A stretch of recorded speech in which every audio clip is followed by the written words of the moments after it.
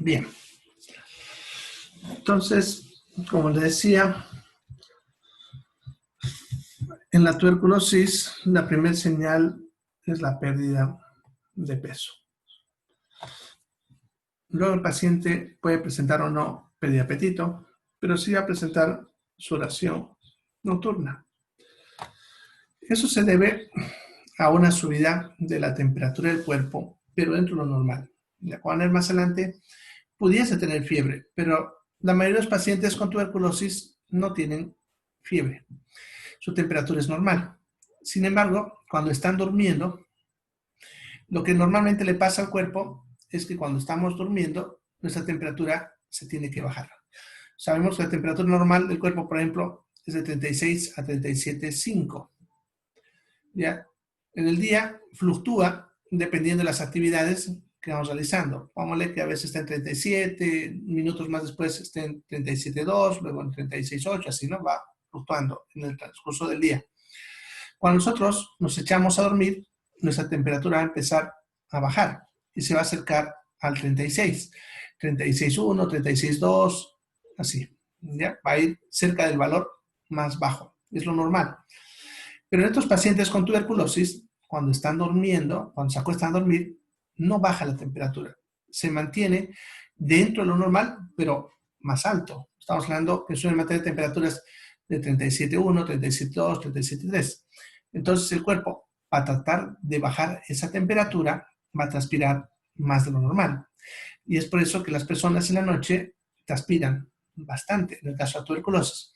¿Ya? Y como les digo, es muy común que el paciente te diga que en el transcurso de la noche se cambia varias veces su polera, o su sudadera, o con lo que duerme. Bien, otro síntoma, y el más importante tal vez de todos, es tos productiva, pero tiene que ser de más de 2 semanas. Esa es la clave, ¿ya? Todo paciente que esté tosiendo y que tenga tos que dure más de 2 semanas es sospechoso de tuberculosis. Sospechoso de tuberculosis. ¿Ya? Pero nunca nosotros ponemos ni decimos al paciente que es sospechoso de tuberculosis, porque ya sabemos que cuando uno le dice es una persona, un paciente, nunca más vuelve. ¿Ya? Aun cuando tenga tuberculosis, prefieren morirse sin saber. ¿Ya? Entonces nosotros lo que hacemos es ponerle sintomático respiratorio. Entonces cuando usted escuche de sintomático respiratorio, es como decir sospechoso de tuberculosis. Eso significa. Es una frase que usamos nosotros para que el paciente vuelva y no se asuste. Además, con ese término, el paciente puede ingresar a lo que es el Programa Nacional de Lucha contra la Tuberculosis. ¿Ya? Bien, el paciente, esos son síntomas claves. Entonces, miren, pérdida de peso, sudoración nocturna y tos que dure más de 15 días. Si un paciente tiene esos 3 síntomas, podemos estar en un 92% seguros que eso es tuberculosis. ¿Ya? Ahora, los otros síntomas no siempre están presentes. Por eso les mencioné ahí diciendo puede presentar.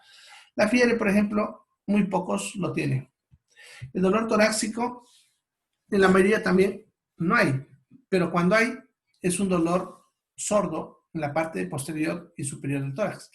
Nosotros decimos dolor sordo cuando el paciente no puede definir con claridad dónde le duele. ¿Ya? Este dolor suele estar ubicado acá arriba, ya lo que le decimos la zona de la paleta, ¿no? Acá atrás. Y los pacientes a veces te dicen que es un dolor suave, incómodo, o algunos te dicen incluso que sienten como que le pasó el frío, así te dicen, ¿no? Pero cuando les pregunta dónde, no te dicen como cualquier dolor aquí o acá, como por ejemplo en la neumonía, te va a apuntar bien en el costado. En cambio, en este caso el paciente dice por acá, en alguna parte, pero no sabe bien dónde, ¿no? Eso es lo que es el dolor de este tipo. Pero siempre es arriba, ¿no? Arriba en el tórax. Bien. Y el último es la hemoptisis, que es cuando uno bota sangre con la tos. Al contrario de lo que la gente cree, ese síntoma no es específico de la tuberculosis y puede estar presente en muchas otras enfermedades, no siempre tuberculosis. Y podemos también tener pacientes con tuberculosis que no boten nunca sangre. Y tampoco tiene que ver con la gravedad, porque también es otro de los problemas, que la gente dice que si está botando sangre y está en fase terminal, te dicen, ¿no? Pero tampoco hay eso. ¿Ya?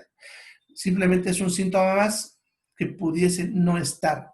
Y es más, en la mayoría no está. O sea que no hay que esperar a que el paciente bote sangre para decir que es tuberculosis, ¿no? Y puede ser que hasta que no sea. ¿Ya? Entonces, la clave son pérdida de peso, sudoración nocturna y tos que dure más de 2 semanas, que es el más importante. Entonces, toda persona que está tosiendo más de 2 semanas, sí debe hacer una prueba de la tuberculosis. ¿Ya? Bien, esa es la pulmonar. Vamos a ver las otras formas. Las otras formas le llamamos extrapulmonares. ¿Ya? Pero no se olviden que esto ocurre después de haber enfermado de la pulmonar. Ya puede que el paciente, incluso en el pulmón, sea leve y no tenga muchos síntomas y tenga los otros síntomas de estas fases. Bien, en cuanto a las formas extrapulmonares, en todos los casos, el paciente va a tener los siguientes síntomas. El mismo que les he dicho, pérdida de peso, no se olviden que es clave, la sudoración nocturna. ¿Ya? Van a tener esos 2 síntomas más los otros que vamos a ver según el tipo. Ya puede saber pérdida de apetito o no, ya se ha dicho que eso es variable. Ya entonces el paciente va a tener pérdida de peso, más sudoración nocturna, ya, y además estos síntomas que vamos a ver para cada caso. Ya, antes de hablar de esto, la tuberculosis puede afectar cualquier órgano del cuerpo. Eso significa ojo, nariz, dientes, testículos, si ustedes quieren, ya, piel, cualquier parte del cuerpo. No saben que es una bacteria. Las bacterias pueden afectar cualquier parte del cuerpo. Pero muchas de esas formas son raras, pero sí puede. ¿Ya? Entonces, lo que vamos a ver acá son las formas o las más comunes o las más importantes por algún motivo. ¿Ya? Pero no se olviden que podemos tener tuberculosis casi en cualquier parte del cuerpo, ¿no? En el ojo, por ejemplo, en la cuerda bucal, etc. Bien, veremos primero la tuberculosis meningia, que es cuando atacan las meninges, y en realidad este tipo de tuberculosis va a tener los mismos síntomas que hablamos en meningitis, cuando estábamos hablando del septococo, ya lo que es la cefalea progresiva, vómito de escopeta, rigidez de la nuca, convulsiones, etc. ¿Ya? Entonces, una meningitis puede ser producida también por tuberculosis. Antes se moría por esto, principalmente niños pequeños, que es donde más suele atacar. Ahora, actualmente hay muy pocos casos, o raros en realidad, de meningitis por tuberculosis. Y eso es gracias a la BCG.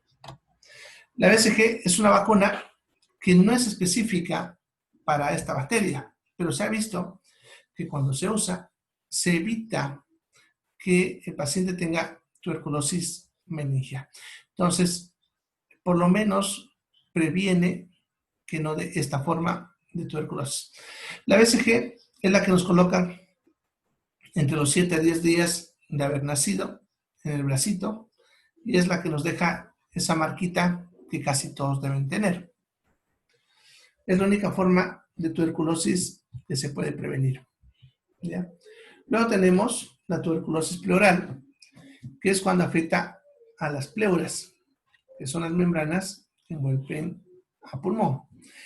En este caso, el paciente también va a tener tos, pero miren, es tos seca. ¿Ya? En cambio, cuando es la pulmonar, es tos rotiva, significa que bota flema.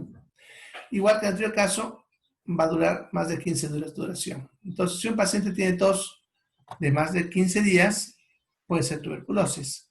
Si es con flema, hay que sospechar la pulmonar. Si es que es tos seca, hay que sospechar de la pleural. Además, esta suele tener generalmente dolor torácico intenso. Cuando dice las bases, se refiere a la parte baja del tórax, ¿no? Acá en estas partes de acá, a los lados. Pero solamente un lado, ¿ya? Y el dolor suele ser bastante intenso y se puede confundir con una neumonía. La única forma de saberlo a precisión es con un buen examen clínico o una radiografía. Bien. Luego tendríamos la tuberculosis ganglionar, que es cuando afecta a los ganglios linfáticos. ¿Ya? Nosotros tenemos ganglios linfáticos en diferentes partes del cuerpo.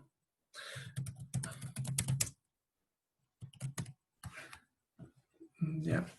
Normalmente estos ganglios suelen estar pequeñitos y no los debemos sentir. Pero cuando hay un proceso infeccioso, generalmente nuestro mecanismo de defensa envía a las bacterias o lo que nos está atacando hacia los ganglios para que ahí fabriquemos los anticuerpos. Entonces se suelen inflamar. Pero en la mayoría de los casos suele durar poco tiempo. En cambio, en este caso suele evolucionar de forma crónica, dice, por mucho tiempo. En algunos casos incluso se puede necrosar, ya puede haber dentro un tipo de necrosis que nosotros le llamamos necrosis calcificante, que se hace como yogur blanco, líquido, no es como el pus, porque no es lo mismo, ya, sino un líquido blanquecino. Y en algún momento ese ganglio revienta, bota ese líquido y se queda como una úlcera de evolución crónica. Puede afectar cualquier ganglio del cuerpo, pero es más común que afecte los ganglios del cuello. ¿Ya? Entonces vamos a ver unas imágenes aquí para que ustedes vean cómo es. Ya, la clave, no sé bien, es que debe ser crónico. O sea que no sea algo de unos días, sino que tenga bastante tiempo de evolución. ¿Ya? Aquí vemos, por ejemplo, miren la bolita en el cuello. Que nos muestran otra, ¿no? Bastantes grandes algunos casos, ¿no? Aquí hay uno. Miren, incluso en este pueden ver las costillas, porque es una persona que ha perdido bastante peso, como pueden ver, un niño, ¿no? Creo que es el que vimos hace rato, ¿no? Sí, ya, así. Ya. Entonces, estos ganglios, por ejemplo, deben tener bastante tiempo con el paciente, ¿no? A veces ellos los dejan y ahí por eso vemos. En algunos, como en este caso, se pueden ulcerar, como ven, y queda una úlcera ahí que no cicatriza y se suele mantener abierta por meses o años incluso, ¿ya? Hasta que hagamos, obviamente, el tratamiento. Bien, esa es la tuberculosis ganglionar. La otra forma de tuberculosis sería la renal, cuando ataca el riñón. En ese caso, el paciente suele presentar hematuria, significa orina con sangre. Pero eso puede ser un síntoma de muchas enfermedades, incluso unas que hemos visto como la cistitis. Ya, lo que nos va a hacer sospechar de tuberculosis renal es que el paciente, cuando le hacemos examen de orina, porque esa orina está con sangre, nos reporta el laboratorio una orina limpia. Solamente dice sangre. Ya, eso significa que no nos reporta el examen de orina ni bacterias, ni nada. Una orina aparentemente bien. Nosotros le llamamos hematuria estéril. Ya, o sea, no hay nada, ni bacterias, ni nada. En ese caso, hay que sospechar de tuberculosis renal. Obviamente asociado a lo que hemos visto, pérdida de peso, sudoración nocturna, etc. Bien, luego estaría la tuberculosis ósea, que es cuando ataca los huesos. A este también le solemos llamar el mal de Pot. Ya, puede afectar cualquier hueso del cuerpo, pero es más común que afecte a la columna vertebral, la parte de las vértebras dorsales. Ya, ahí lo que va a hacer es carcomer el hueso. Bueno, en todos los huesos lo mismo, lo va carcomiendo al hueso, ya, y el hueso se va debilitando, de tal manera que en algún momento se fractura, se llama fractura patológica, ya, o sea, el hueso se fractura sin golpe. El paciente lo que se gira en la cama, algo, ¡pum!, se fractura el hueso. Y en columna, a veces el propio peso del cuerpo aplasta la vértebra, o sea, se fractura, pero por aplastamiento, por el peso, porque se ha debilitado. Y entonces suele aparecer una deformación de la columna, ¿no? Y a eso le solemos llamar el mal de Pot. ¿Ya? O sea, vamos a mostrar unas imágenes. ¿Ya? Bien. Entonces, por ejemplo, en esta es una resonancia magnética. ¿Ya? Y vemos las vértebras, como pueden ver, esta, miren, intacta, intacta, intacta, arriba intacta. Estas están atacadas, por eso se ven manchas blancas, negras, perdón. Pero miren, esta se ha aplastado. Como pueden ver, está aplanada. Eso es porque el peso en un momento la aplastó. Eso va deformando, como ven, la columna. El paciente incluso puede ir perdiendo talla. ¿Ya? El paciente puede, que obviamente con toda fractura le va a doler, pero puede que, como se mantiene estable el tejido, sufrir del dolor y no darle importancia, ¿no? Luego el hueso se va cicatrizando en esa forma y va a quedar así cicatrizado, más aplastado. Por lo tanto, ya va a quedar la persona con la columna deformada, ¿ya? Bien, entonces sería el famoso mal de Pot. Aquí vemos a unas imágenes, a ver, de vértebras, ¿no?, atacadas. Perdón, estas todavía no están aplastadas, pero seguro lo harán. Mira, aquí vemos un paciente, miren, con la típica deformación de la columna, el mal de Pot, como una punta ahí. Bien, entonces, esas son las formas más comunes de la tuberculosis. Como le dije, puede afectar cualquier parte. Por ejemplo, la piel se suele parecer a la lepra, perdón. ¿Ya? Entonces, cuando ataca piel, suele ser parecido a la lepra. ¿Ya? Bueno, entonces, el tratamiento consiste en usar una combinación de varias drogas. Justamente ahí están viendo las drogas que se suelen usar para tratar esta enfermedad. Estas son las drogas de primera línea, porque hay otras para segunda línea y una para tercera línea.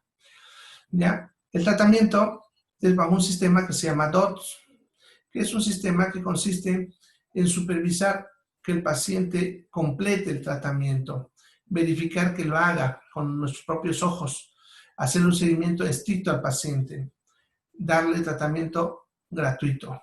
¿Ya? En realidad las normas incluso dice tratamiento obligatorio, pero nunca le hemos obligado a las personas.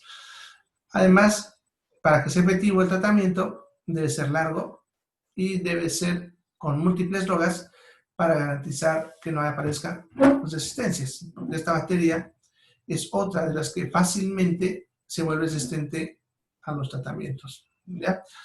Entonces están viendo, son etambutol, piracinamida, isoniazida, rifampicina y streptomicina. Ahí entre paréntesis les he puesto las siglas que se usa para cada uno de ellos. Eso es para los esquemas, que están ahí abajito. ¿Ya? Hay 3 esquemas que se usan para tuberculosis pulmonar. Ya para las otras varían los esquemas. Ya como para la pulmonar, que es la más común, es la que tenemos ahí. ¿Ya? Entonces el esquema 1, que ya. Esquema 1, entonces, es de acá. Si ustedes ven, dice 2-RHZE, 4-RH. ¿Qué significa eso? El número significa meses. Y las letras, el antibiótico. Entonces está diciendo 2 meses, rifampicina, isoniazida, piracinamida y etambutol. De que termina eso, 4 meses más con rifampicina y isoniazida. ¿Ya? Bien, entonces, ¿qué significa eso? Cuando dice meses, en realidad no es meses calendario, sino se refiere a meses estándares. Un mes estándar tiene 30 días, pero el tratamiento se realiza de lunes a sábado y no se realiza el domingo, se descansa el domingo. Entonces, en un mes estándar van a haber 4 domingos. ¿Ya? Entonces, si estamos hablando que el mes estándar es de 30 días, le descontamos los 4 domingos, estamos hablando de 26 días. Si dice 2 meses, son 56 días. ¿Ya? O si ustedes quieren, 54 dosis, ¿no? ¿Ya? No, perdón, 52. Sigo sumando mal, ¿no? 26 más 26, 52. ¿Ya? Entonces son 52 dosis o 52 días de tratamiento. Y en esos días va a tomar eso. De que termine eso, vamos a empezar 4 meses más de esto. Eso serían 104 dosis, ¿no? O 104 días. ¿Ya? Bien, ese es el esquema 1. Aquí le aplicamos esquema. Pacientes que van a tomar el tratamiento por primera vez. ¿Ya? Personas que nunca antes habían enfermado de tuberculosis. ¿Ya? O también puede ser personas que ya hayan enfermado de tuberculosis, pero que hayan completado un tratamiento y hayan curado. ¿Ya? Porque puede ser que nos volvamos a contagiar, por si acaso. Entonces, si un paciente ya hizo tratamiento y curó y se confirmó su cura con pruebas de laboratorio, pero después de un tiempo vuelve a darle, entra también a este esquema. ¿Ya? El esquema 2, como ven, es 1-SRHZE, que significa un mes o 26 días, en el cual vamos a colocar esos 5 antibióticos. ¿Ya? Se parece al anterior, lo único que aumentamos es la streptomicina, que es inyectable. Todos los demás vienen en tabletas. Entonces, por un mes, 26 días, se va a colocar esa ampolla. ¿Ya? Bien. Luego pasa a 2-RHZE, igual que el anterior, y luego 5-RH. En este caso, en total, son entonces 8 meses de tratamiento. Es más largo. El tratamiento es para las personas que hayan abandonado un tratamiento anterior sin haberlo concluido. ¿Ya? En otras palabras, pacientes que probablemente ya se hayan vuelto resistentes. A eso le vamos a aplicar el esquema 2. El esquema 3 en realidad es el mismo, pero con dosis pediátrica para los niños. Entonces, el esquema 3 es para los niños. ¿Ya? Bien, eso es el esquema base. ¿Ya? Ahora, sin embargo, tenemos pacientes que abandonan los tratamientos. Mire, un paciente que empiece el tratamiento en esquema 1 y sea su primera vez, la probabilidad de curarse es del 100%. En otras palabras, 100% que se va a curar, pero siempre y cuando complete el tratamiento. Ahí está el detalle, ¿ya? Como son varias tabletas, son cerca de 8 a 12 tabletas porque se calcula por peso, ¿ya? Entonces son bastantes. Y hay muchos pacientes que no les gusta las tabletas y tomar por bastante tiempo, empiezan a ocultarlas, botarlas. Por eso dice que tenemos que mirarlos y el paciente debe ir al centro de salud para que verifiquemos que lo toma. Entonces, y a veces lo abandona, estando en esquema 1. Ya lo abandona. Entonces, cuando vuelve, lo empezaremos en esquema 2. ¿Ya? Pero en el esquema 2, la probabilidad de curar baja hasta el 60%. Significa que muchos ya no curarán. ¿Ya? Y hay personas que a pesar de saber esto, vuelven a abandonar el tratamiento.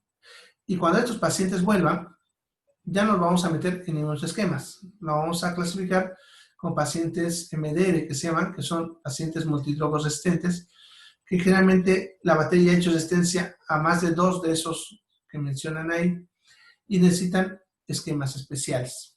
¿Ya? Estos pacientes MDR, su probabilidad de sobrevivencia baja al 30%. O sea, en otras palabras, la mayoría va a fallecer a pesar del tratamiento. Solamente vamos a conseguir salvar a 30 de cada 100. Y aún sabiendo esto, hay personas que vuelven a abandonar, incluso estando como MDR. Cuando estos pacientes vuelven, porque obviamente cuando están mal y se sienten que se van a morir, vuelven, nosotros lo vamos a clasificar como XDR. Eso significa que es resistente a casi todas las drogas y no sabemos qué tratamiento le podamos dar. Y entra en el campo experimental. No probamos con una y otra droga, pero su probabilidad de sobrevivencia a este paciente es menor al 1%. Significa que la mayoría va a morir igual a pesar de todo.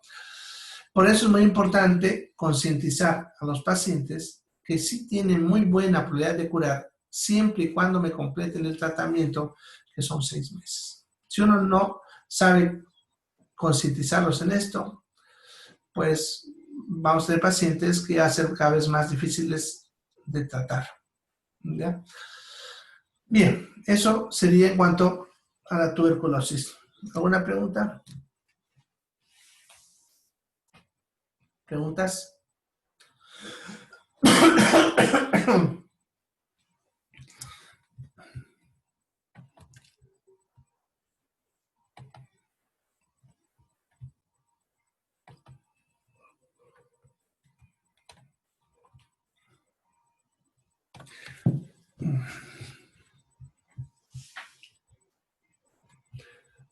Bien, entonces, si no hay preguntas, vamos a irnos a otro tema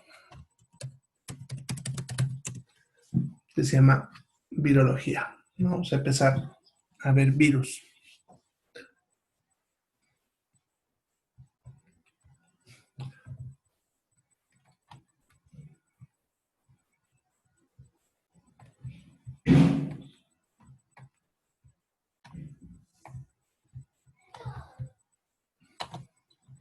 Bien, entonces, la virología es la ciencia que estudia a los virus, los viriones y los priones. ¿Ya? ¿Cuáles son estos? Ya les había explicado al principio que eran estos de acá. Y lo primero que les había dicho era que no eran seres vivos. No se olviden de ese aspecto. Ya, son moléculas los tres casos, los virus, los viriones y los priones, son moléculas. ¿Ya? ¿Cuáles son las diferencias de estos tres? Un virus es una molécula de ADN o ARN, pero que están envueltos en una cápsula proteica. ¿Ya? O sea, es la molécula de información, que es el ADN o el ARN, pero tiene una capa protectora que los está envolviendo. ¿Ya? Un virión es lo mismo, pero sin la capa protectora. O sea, también es ADN o ARN, pero sin la envoltura. Y un prión es una partícula de una proteína que ha adquirido la capacidad de autorreplicarse. Eso significa que no tiene información genética, ¿ya? Pero puede activar mecanismos celulares que puedan generar su replicación, ¿ya? Entonces, no son considerados seres vivos. No se olvide, eso les había explicado bastante al principio de la materia. Ya, por lo tanto, no los podemos matar. Y algo que no sé si les dije a ustedes, pero para ningún virus que conozcamos existe tratamiento. Y eso ténganlo en cuenta. Y eso incluye al famoso virus COVID, que ahora está de moda. En realidad su nombre es SARS-CoV-2, el nombre del virus. Tampoco hay cura. Así que si están buscando la ivermectinas, ese dióxido de cloro, son patrañas. Ya no son tratamientos y no existe tratamiento para los virus. Y no va a haber tampoco. Ya, la única forma de bloquear a los virus es generar inmunidad. Y para eso, la mejor forma que podemos tener como arma es la vacuna, ¿ya? Y no se puede hacer vacuna de todo, ¿no? Como han visto, del SIDA, desde acá apareció hasta ahorita, se siguen haciendo y hasta ahorita no hemos podido generar una vacuna, ¿ya? De algunos virus, como por ejemplo el del influenza, se generó rápido, a los 4 meses ya había una vacuna. Y con este ya estamos con un tiempito y hasta ahorita no. Hay una prometedora en Rusia, perdón, están empezando a experimentar, a ver, veremos cómo va. ¿Ya? Bien, pero es lo que hay que entender para estas de acá. No hay como matarlos porque no están vivos. ¿Ya?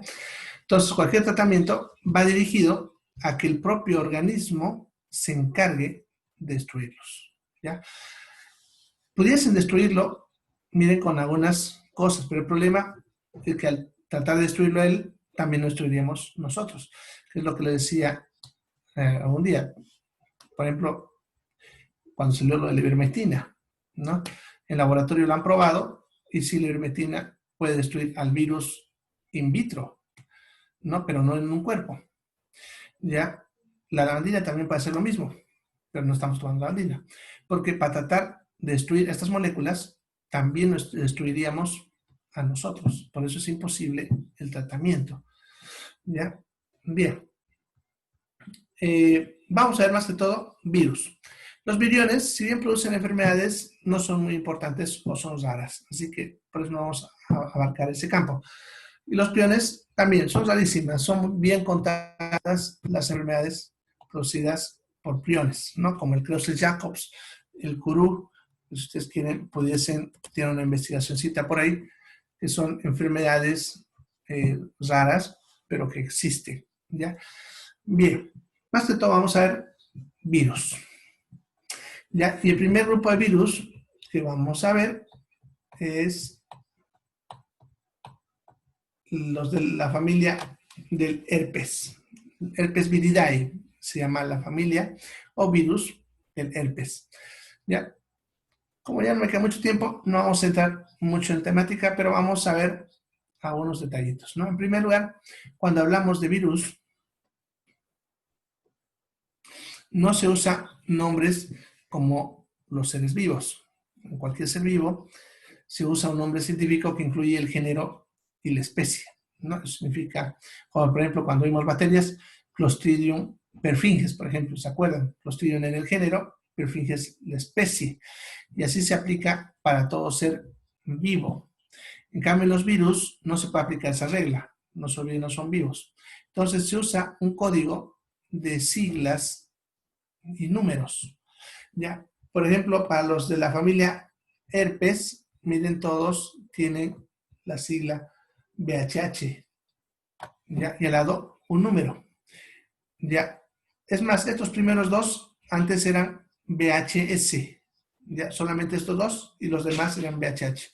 Pero ya se ha modificado. Ese VHH significa virus del herpes humano. Ya, por si acaso. Es el siglas. ¿Ya? Y el número es el subtipo. ¿Ya? Entonces, este es virus del herpes tipo 1, tipo 2, tipo 3, 4, 5, 6, 7 y 8. Son los de esta familia. ¿Ya? Los que han sido confirmados que pertenecen a esta familia. ¿Ya? Y así va a ser con todos los virus, solamente que unos modifica un poquito. Por ejemplo, en los virus de la hepatitis no se usa número, solamente letras. VHA, VHB, VHC, así.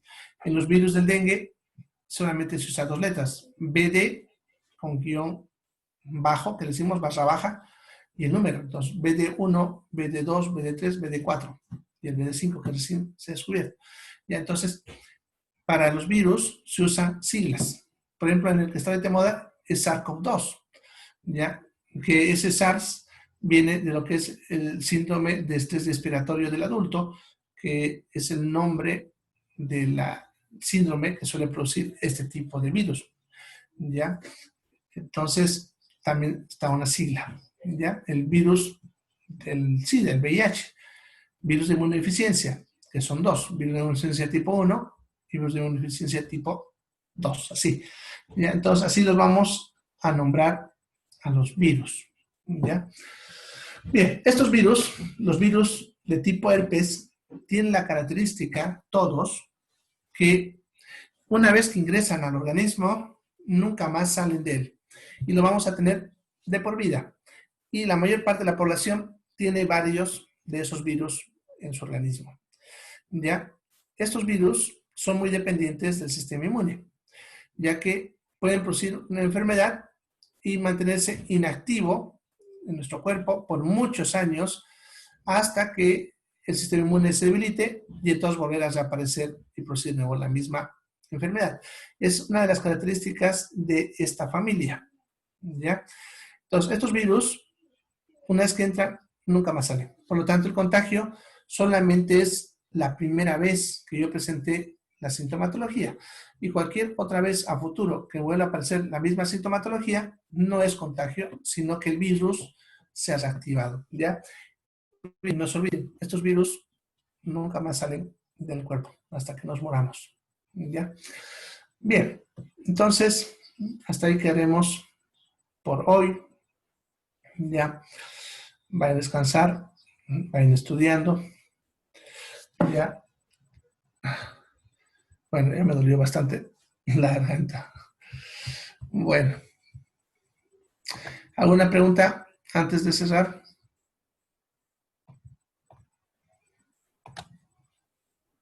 ¿Preguntas?